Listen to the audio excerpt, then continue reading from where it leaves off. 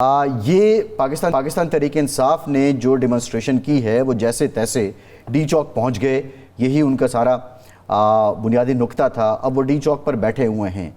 پاکستان میں کیا اس طرح کسی قیدی کو چھڑوانے کے لیے یا پارٹی لیڈر کو چھڑوانے کے لیے یہ طریقہ اپنایا جا سکتا ہے کہ آپ آئیں لوگوں کو ساتھ لے کر، ایک صوبے کا وزیر اعلیٰ آ جائے، وہ وفاق پہ آ کے چڑھائی کر دے اور اس کے بعد آپ اپنا جو مقاصد ہیں وہ حاصل کریں، اور اس کا فائدہ کس کو ہو رہا ہے؟ اور اگر ایسا ہوا، بالفرض یہ مطالبات پی ٹی آئی کے منظور ہو جاتے ہیں، تو آپ نہیں سمجھتے کہ ایک پریسیڈنٹ بن جائے گا؟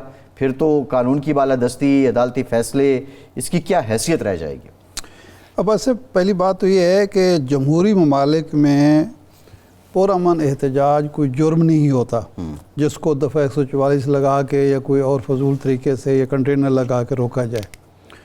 اور یہ تشدد اور بدامنی اس وقت پھیلتی ہے جب خام خواہ پولیس جو ہے ضرورت سے زیادہ معاملے کو خراب کرنے کی کوشش کرتی ہے۔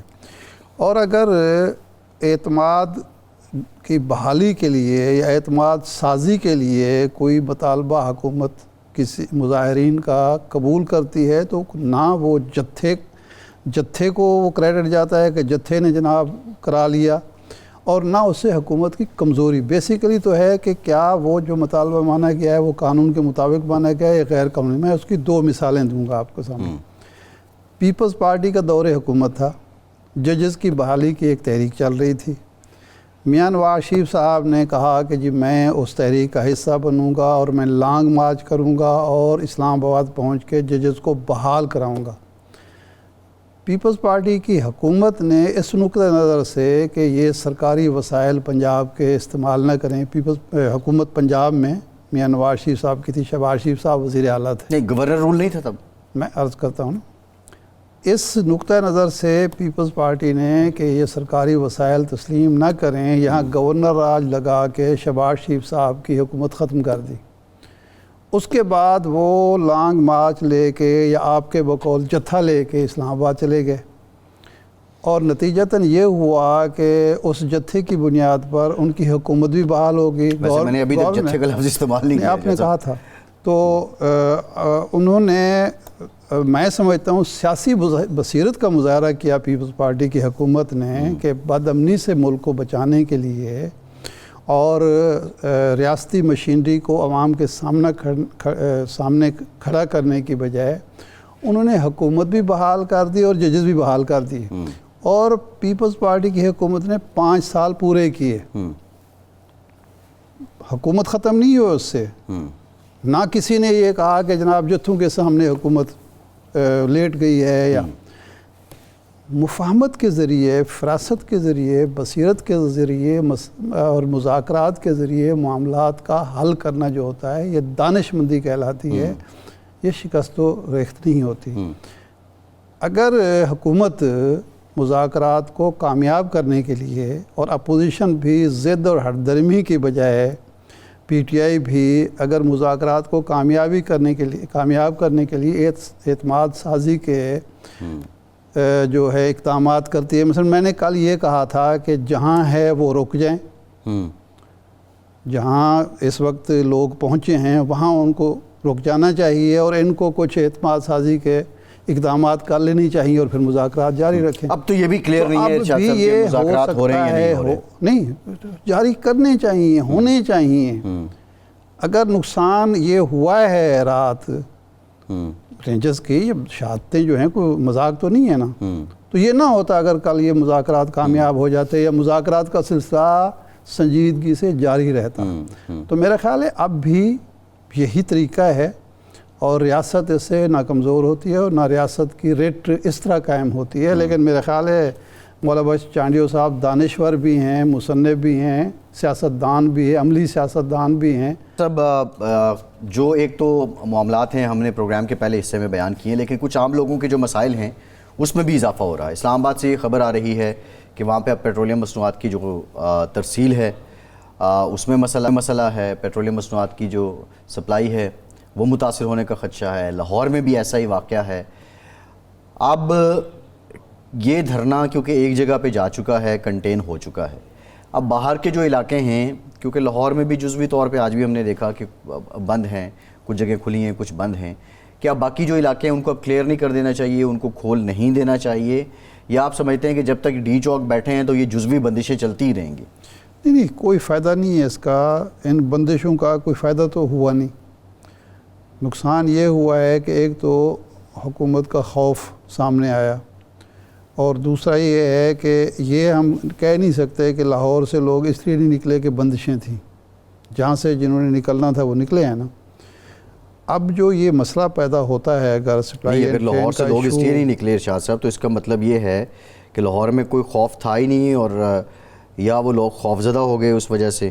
نہیں، میں تو وہی کہہ رہا ہوں نا کہ یہ تو میں تو نہیں یہ کہہ رہا کہ لوگ اس لیے نہیں نکلے کہ بندشیں تھیں، رکاوٹیں تھیں، وہ ڈر کے مارے بیٹھے رہے.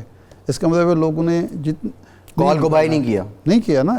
حکومت کو یہ سوچنا چاہیے، اور جب حکومت اس کا مطلب یہ ہے کہ حکومت نے پورا ہوم ورک نہیں کیا کہ کہاں کہاں سے لوگ نکل سکتے ہیں، اور صرف انہی جگہوں پر کام کیا جائے اور وہاں رکاوٹیں کھڑی کی جائیں. کے پی میں تو ہوم ورک کر بھی نہیں سکتے نا، حکومت ہی نہیں ہے وہاں پہ، وزیر اعلیٰ جب ساتھ ہے. ہم تو ابھی پنجاب کی بات کر رہے ہیں نا، اسلام آباد کی بات کر رہے ہیں. مسئلہ تو اس وقت سپلائی اینڈ چین کا یہاں بن رہا ہے نا. تو اب اگر پٹرول کی کمی ہوتی ہے، سبزیاں نہیں آ رہی ہیں، یہ لاہور میں اب صورت سپلائی بڑا مسئلہ ہے، بہت مہنگی بھی ہوئی ہیں اور مل بھی نہیں رہی ہیں، پھل نہیں مل رہے تازہ کہ جی وہ سارے بلوچستان سے آتے ہیں یا کے پی کے سے آتے ہیں. تو اس سے بھی تو حکومت کی بدنامی ہو رہی ہے نا، لوگ حکومت کے خلاف بات کریں گے. تو ان کو کچھ سوچنا چاہیے اور کرنا چاہیے. عوام کو مشکل میں ڈالنا کوئی دانش مندی نہیں ہے، اور میرا خیال ہے کہ اب وقت آ گیا ہے کہ وہ اس حوالے سے سوچیں. اور دیکھیں نا، پہلے سموگ کی وجہ سے تعلیم کا بھی حرج ہوا، تعلیمی ادارے بند رہے، کاروبار کا بھی حرج ہوا. اب اس کی وجہ سے اگر ہوتا ہے تو یہ بھی تو قومی نقصان ہے نا ایک لحاظ سے.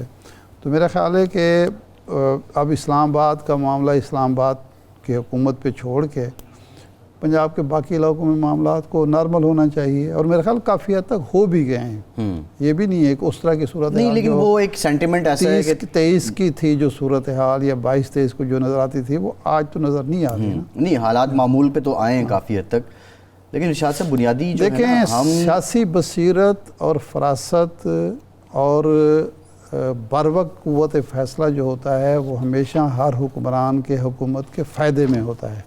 میں نے اس وقت مثال دی تھی پیپلز پارٹی کی حکومت کی. ایک واقعہ نواز شریف صاحب کے دور میں بھی تو ہو چکا ہے نا. نواز شریف صاحب حکمران تھے، خان صاحب دھرنا لے کے آ گئے، لانگ مارچ لے کے آ گئے، دھرنا دے دیا. جس طرح اس وقت حکومت خوفزدہ نظر آتی ہے، نواز شریف صاحب خوفزدہ ہو کے آگے بیٹھ گئے. یہ ارشاد صاحب دیکھیں اس میں ایک بات ہے، یہ 3 مطالبے جو ہیں یہ تینوں ماننے والے ہیں. مطالبے کی بات، مطالبہ بھی اس وقت بھی یہی تھا کہ یہ حکومت گھر جائے، استعفیٰ دے. یہی مطالبہ نکالا گیا. صحیح کہہ رہے ہیں. دیکھیں، جب آپ مذاکرات کرتے ہیں تو مذاکرات کے نتیجے میں آپ اس جگہ پر لاتے ہیں فریق مخالف کو جو میٹنگ پوائنٹ ہوتا ہے. مذاکرات میں ون سائیڈڈ بات نہیں چلتی. یہ بات یہ ارشاد صاحب دیکھیں، میری بات پوری سن لیں نا. واقعہ کیا ہوا کہ 14 اگست کو لانگ مارچ شروع ہوا اور پورا دسمبر کے آخر میں جا کے 16 دسمبر کا سانحہ ہو گیا. اس کے بعد کیا ہوا؟ جو ڈیمانڈ تھی وہ حکومت نے مان لی. ڈیمانڈ کیا تھی کہ جی اس الیکشن کا آڈٹ کرایا جائے. جسٹس ناصر الملک کی سربراہی میں جوڈیشل کمیشن بن گیا. جوڈیشل کمیشن نے رپورٹ دے دی، اور اس رپورٹ کو ماننا پڑا کیونکہ دونوں فریقوں نے دستخط کر کے دیے تھے عدالت کو، جی جو فیصلہ آئے گا آپ کو ماننا پڑے گا. حکومت ختم نہیں ہوئی. نہیں ہوئی نا. نہیں ہوئی. اس کے بعد حکومت نے، مسلم لیگ کی حکومت نے 5 سال پورے کیے. ایک مثال میں زرداری حکومت کی دے چکا ہوں، ایک مثال میں نواز شریف صاحب کی مسلم لیگ کی حکومت کی، دونوں نے 5 سال مکمل کیے. تو فائدہ کس کو ہوا؟ لیکن نہ یوسف رضا گیلانی وزیر اعظم رہے، نہ نواز شریف. اس کی وجہ سے تو نہ نواز شریف اس دھرنے کی وجہ سے ہٹے، نہ یوسف رضا گیلانی اس لانگ مارچ کی وجہ سے ہٹے.